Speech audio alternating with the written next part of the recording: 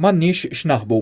Sostna dan fi stqarrija l-Grupp DB, l-iżviluppatur tal-proġett kontroversjali se jinbena fuq l-art fejn qabel kien hemm l-Istitut tal-Istudji Turistiċi l-ITS.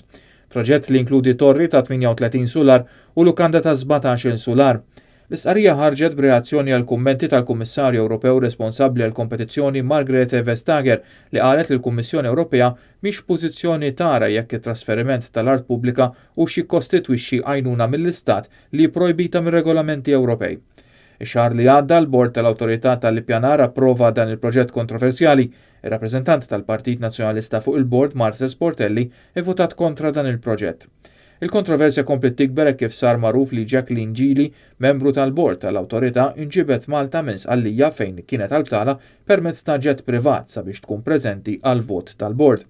Fuq talba tal-Partit Nazzjonalista l-Uffiċċju tal-Awditur Ġenerali beda investigazzjoni dwar jekk sarux irregolaritajiet fit-trasferiment tal-art fejn qabel kien l-ITS lill-żviluppatur privat u se jesprimi l-pożizzjoni finali tiegħu dwar dan il-proġett la darba jkun magħruf ir-riżultat tal-istħarriġ tal-Awditur Ġenerali.